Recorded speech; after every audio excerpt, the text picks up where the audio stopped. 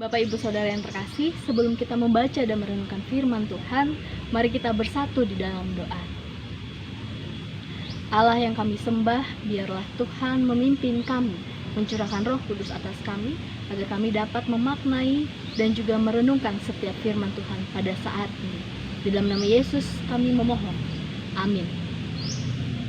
Mari kita bersama-sama membuka Alkitab dari Injil Markus pasal 1 ayat 4 sampai dengan 11. Injil Markus pasal 1 ayat 4 sampai dengan 11. Demikianlah Yohanes Pembaptis tampil di padang gurun dan menyerukan, "Bertobatlah dan berilah dirimu dibaptis, dan Allah akan mengampuni dosamu." Lalu datanglah kepadanya orang-orang dari seluruh daerah Yudea dan semua penduduk Yerusalem, dan sambil mengaku dosanya mereka dibaptis di sungai Yordan. Yohanes memakai jubah bulu unta dan ikat pinggang kulit, dan makanannya belalang dan madu hutan. Inilah yang diberitakannya, "Sesudah aku akan datang ia yang lebih berkuasa daripadaku. Membungkuk dan membuka tali kasutnya pun aku tidak layak. Aku membaptis kamu dengan air, tetapi ia akan membaptis kamu dengan Roh Kudus." Pada waktu itu datanglah Yesus dari Nazaret di tanah Galilea, dan ia dibaptis di sungai Yordan oleh Yohanes. Pada saat ia keluar dari air, ia melihat langit terkoyak dan roh seperti burung merpati turun ke atasnya. Lalu terdengarlah suara dari sorga, "Engkaulah anakku yang kukasihi, kepadamulah aku berkenan." Demikianlah firman Tuhan. Berbahagialah kita yang melakukan di dalam kehidupan kita sehari-hari. Haleluya. Saudara-saudara, saya pernah melakukan pelayanan firman Tuhan di sebuah lapas di Subang, dan selesai ibadah, saya bercakap-cakap dengan beberapa di antara mereka.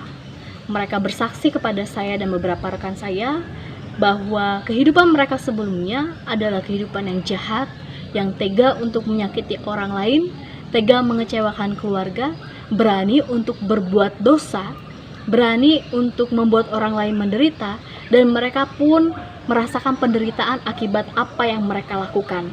Mereka mengaku bahwa iman mereka sebelumnya adalah iman yang kering. Kehidupan mereka yang sebelumnya itu seperti padang gurun. Tetapi Bapak Ibu Saudara, meskipun pada saat itu mereka sudah berada di lapas, tapi mereka mengaku bahwa padang gurun yang sesungguhnya adalah kehidupan mereka sebelum masuk ke lapas. Ketika mereka di lapas, justru mereka mengalami pertumbuhan Bapak Ibu Saudara. Ada sebuah pertobatan yang mereka lakukan dalam hidup mereka. Mereka bertobat, mereka berbalik dari kehidupan mereka sebelumnya. Mereka bertemu dengan Allah di tempat itu. Mereka mengalami pertumbuhan iman. Mereka mengalami perbaikan dalam hidup mereka. Ini adalah sebuah kesaksian yang sangat menarik Bapak Ibu Saudara. Dan ini adalah sebuah kesaksian yang luar biasa, yang dapat kita pelajari dan sesuai relevan dengan tema kita pada saat ini. Bapak Ibu Saudara, ada beberapa hal dari kesaksian ini yang dapat kita perhatikan. Yang pertama adalah tentang padang gurun. Padang gurun adalah sebuah tempat yang tandus, kering, dan panas. Ini adalah gambar padang gurun. Di padang gurun, curah hujan sangat sedikit sekali dibandingkan tempat lainnya. Dan tidak semua makhluk hidup Bapak Ibu Saudara dapat bertahan hidup di padang gurun. Tapi di padang gurun kita dapat menemukan beberapa hal. Saya mencatat bahwa menggarisbawahi ada minimal dua yang dapat kita lihat. Yang pertama itu di padang gurun itu ada ular beludak. Ular beludak ini ular yang kecil yang dapat menyesuaikan penampilan dirinya dengan sekitar padang gurun, dan tampilan dari ular beludak ini menyerupai ranting kering yang kita temui di padang gurun. Tetapi ketika ada manusia yang menyentuh ular beludak ini, mereka akan langsung menggigit. Cukup beracun juga Bapak Ibu Saudara. Dan selain ular beludak dan juga hewan-hewan dan makhluk hidup lainnya Bapak Ibu Saudara yang ada di padang gurun, kita juga dapat menemukan oasis di padang gurun. Apa sih oasis itu? Oasis adalah sebuah tempat yang ada di sekitar sumber air di tengah padang gurun. Sejauh mata memandang, mungkin di padang gurun nampaknya pemandangannya sama saja, tampilannya sama saja, tetapi di tengah padang gurun ada sebuah tempat yang disebut dengan oasis. Di oasis ini ada sumber air dan juga ada kehidupan di sekitarnya. Ada makhluk hidup yang dapat bertahan hidup di situ. Oasis ini adalah sebuah tempat yang dicari-cari oleh banyak orang ketika mereka berada di padang gurun. Dan Bapak Ibu Saudara, kenapa padang gurun menjadi hal yang menarik di dalam pembahasan kita pada saat ini? Yohanes Pembaptis adalah seorang yang tampil di padang gurun. Di ayat 4 dikatakan demikian. Yohanes Pembaptis mungkin juga tinggal di padang gurun.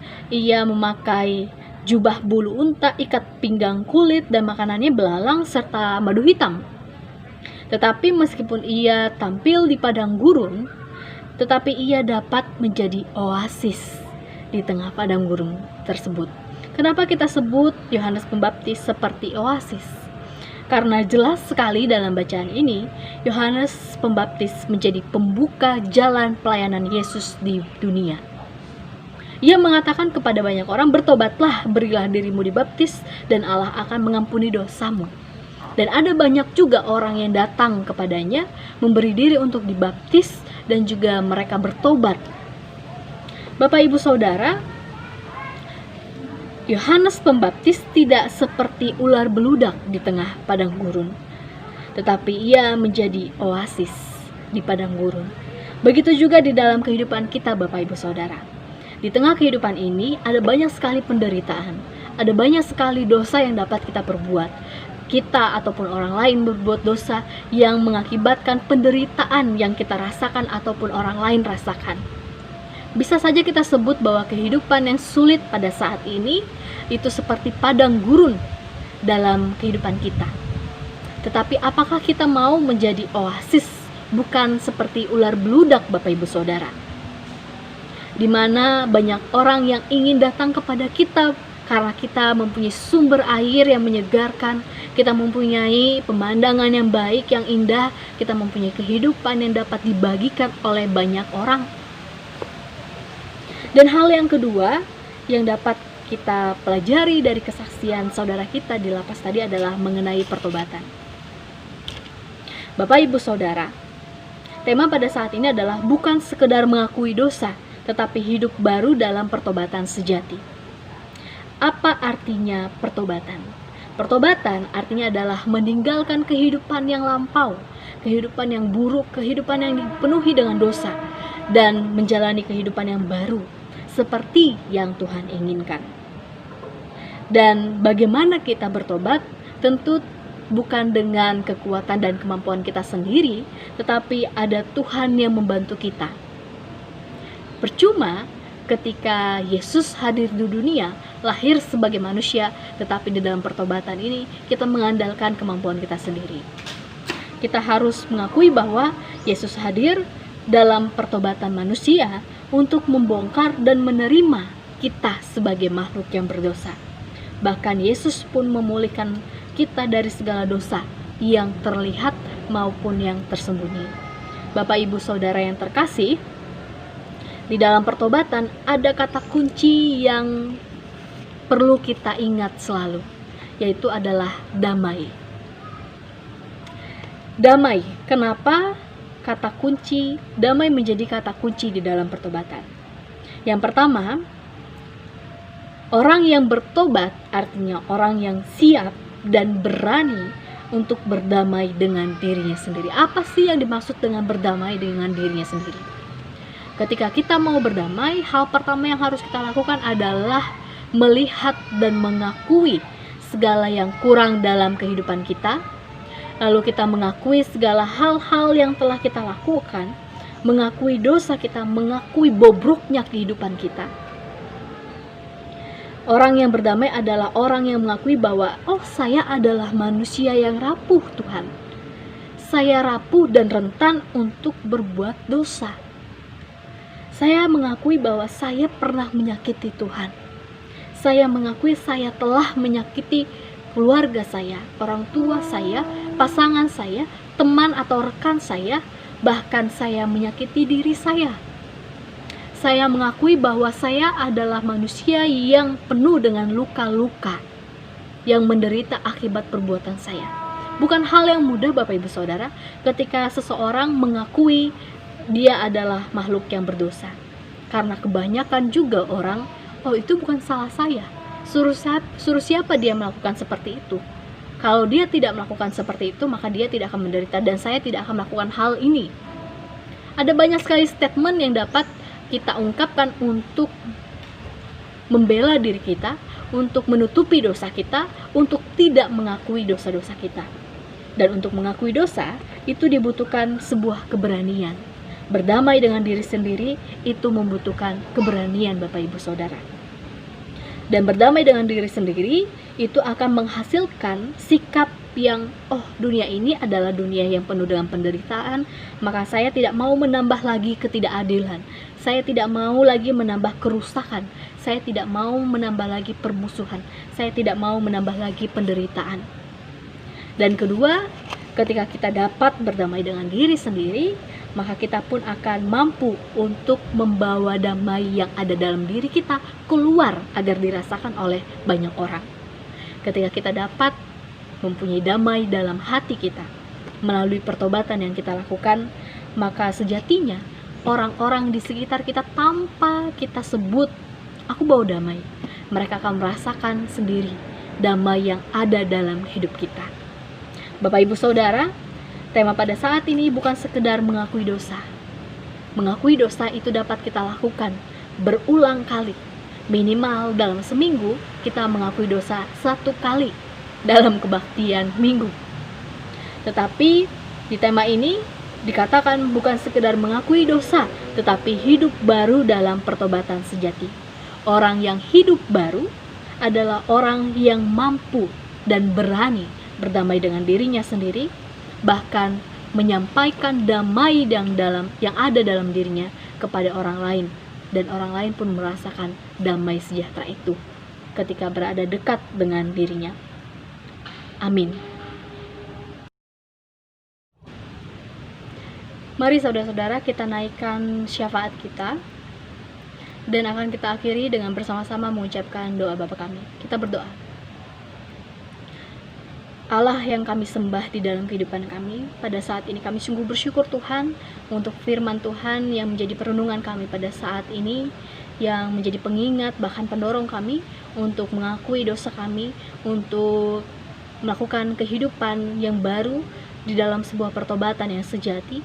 Kami bersyukur Tuhan karena Tuhan melalui sabda-Mu telah mengingatkan kami, dan kiranya Roh Kudus Tuhan memampukan kami untuk melakukan segala yang menjadi kehendak Engkau.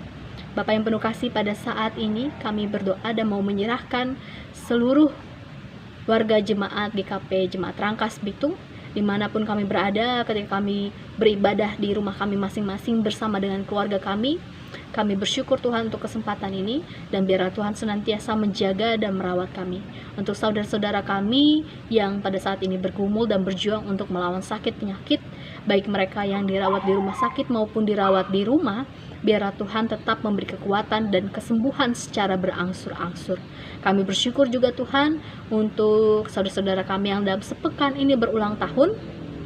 Biarlah Tuhan memberkati kehidupan mereka untuk selanjutnya, untuk masa depan, cita-cita dan harapan mereka kami serahkan ke dalam tangan pengasihan Tuhan. Bapa yang penuh kasih, kami pun berdoa ketika di Kabupaten Lebak ini kondisi COVID-19 menjadi semakin meningkat, biarlah Tuhan tetap memberi kami kewaspadaan dan hikmat di dalam kami menjaga diri kami dan menjaga keluarga kami. Bapa yang penuh kasih, kami mohon Tuhan berkati setiap tim medis yang bekerja untuk menangani dan juga memberi diri di dalam melayani orang-orang yang sakit di rumah sakit, khusus di dalam merawat setiap orang-orang yang terkena virus COVID-19. Bapa yang penuh kasih, kami pun berdoa ya Tuhan, biarlah Tuhan memberkati pekerjaan kami, sekolah kami, kuliah kami, dan juga segala apa yang kami lakukan dan usahakan pada saat ini. Biarlah berkat Tuhan juga tercurah melalui segala apa yang kami kerjakan.